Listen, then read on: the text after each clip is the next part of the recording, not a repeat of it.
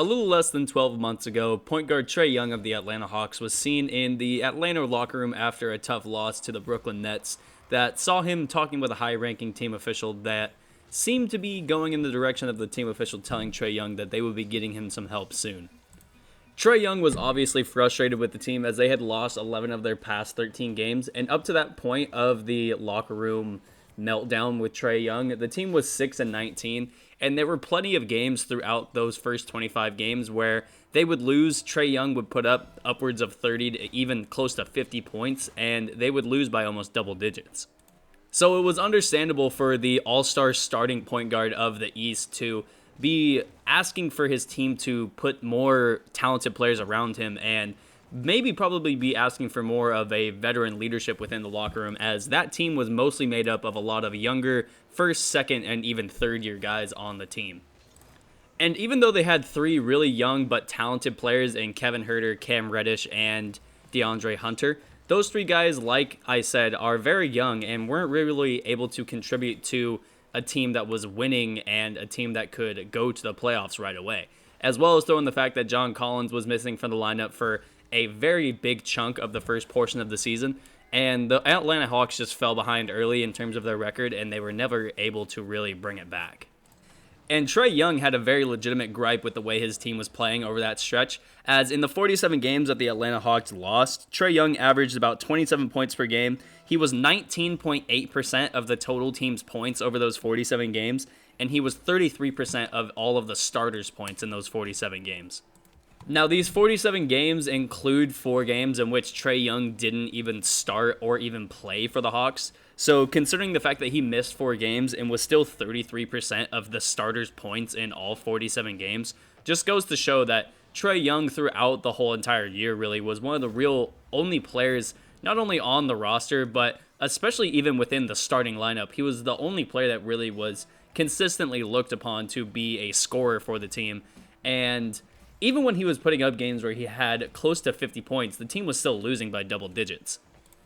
Now, to me, the two biggest reasons in which why the Atlanta Hawks were they had a very big struggle in terms of putting more wins on the board was the fact that their team was not at all equipped to be able to out-rebound the other teams that they were playing, and their bench was nowhere near, capable of keeping up with other teams' benches in terms of scoring, and their bench was not at all capable of keeping points off the board for the other bench as well.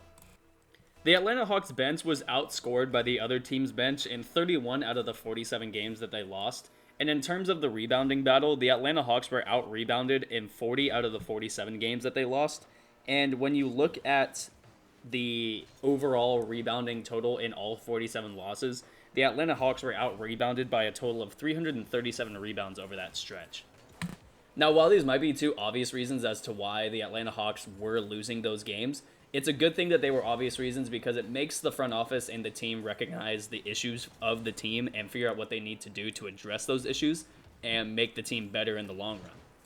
The first move you have to look at for the Atlanta Hawks before you even look at their offseason, this past offseason, is the fact that they traded for Clint Capella last year at the trade deadline. Even though Clint Capella didn't play in a single game, he basically just becomes a free agent / trade acquisition that happened during the offseason, because what he's going to bring to this Atlanta Hawks roster is an ability to rebound, at least grab 10 to 15 rebounds a game. He's not going to get in the way of John Collins or Trae Young in terms of, taking up shots. He's going to be a great rim runner for the team, and he's going to contribute offensive rebounds as well. So he, by himself, would at least fix a little bit of the rebounding issue, as well as throwing the fact that he's one of the best rim protectors in the NBA.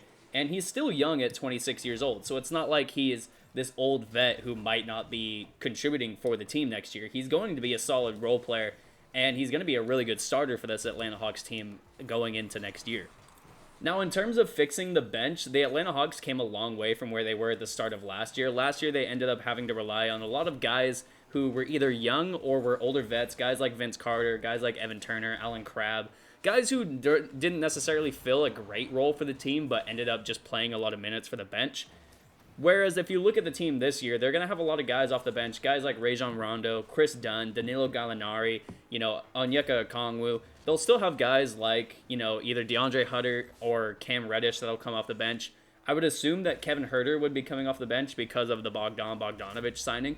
However, that just helps the bench even more because Kevin Huerter has been a starter for this Hawks team for a majority of his short stay with the Hawks so far. So, this team, instead of having only 6 or 7 guys that they could rely on for both scoring or defense, they now have 8, 9, or 10 guys that could come in, play a good solid 10 to 15 minutes for their team, fill a certain role that they need to fill in that given time, and make this team a winning team. And when it comes to the Onyeka Okongwu draft pick at number 6 for the Atlanta Hawks, I don't think they could have made a better move. Whether they traded the pick, whether they drafted somebody else, I think that was the best possible move that they could have played. Because he kind of would fill the Clint Capella role if he had to play with the starters. He's not a guy who's going to take up a lot of shots. He could space the floor a little bit, but he's not exactly the kind of guy you're expecting to do it on a game-by-game basis. And his big calling card that's going to get him big minutes in the NBA is the fact that he's going to be an athletic shot blocker. He's going to be an athletic rim runner as well, and he could possibly get you a few offensive rebounds as well as hold it down on the defensive rebounds as well. So he's a guy that can fill the mold of Clint Capella if they feel like they want to move on from Clint Capella later on. But even if they have both of them, even I think you could play both of them at the same time. The ability for both of those guys to be, I think both of them could play a little bit on the wing in terms of defensively, and they would be able to be rim protecting bigs as well. So inside the paint, they would be a menace, and I think they could be able to hold their own on the outside as well. While I understand why some people might be confused about why the Atlanta Hawks would pay all that money to Danilo Gallinari just for him to sit the bench, I think people need to realize that the bench role is not what it used to be in the NBA. The bench role is, there could be 2 or 3 guys coming off any team's bench that plays upwards of 30, even close to 40 minutes a game.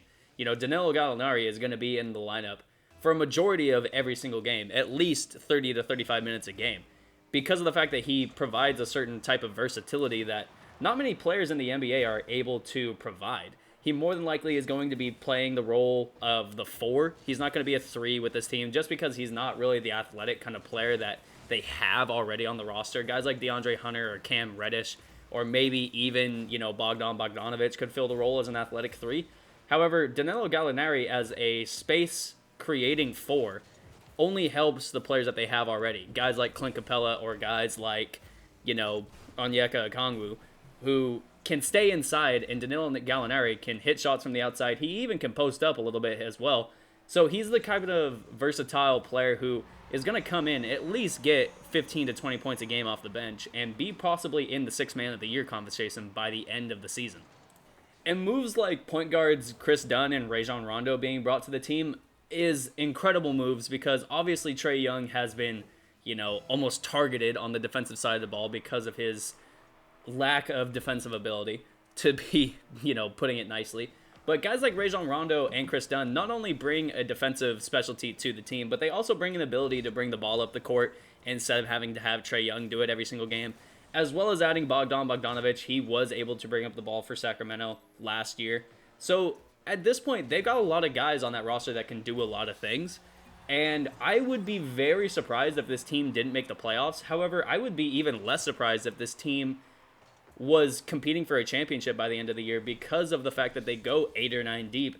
They're playing in an Eastern Conference that is not very competitive when you look at the middle of the pack, and they have a lot of scoring. They have a lot of options that can score. You look at this team, there's 7, 8 guys that could go for 15 to 20 points on any given night. You look at guys like Trae Young, Cam Reddish, DeAndre Hunter, John Collins, guys off the bench like Danilo Gallinari. Rajon Rondo might be able to get you 10 to 15 points a game. Chris Dunn's going to be a solid defensive option. Kevin Huerter, Bogdan Bogdanovic.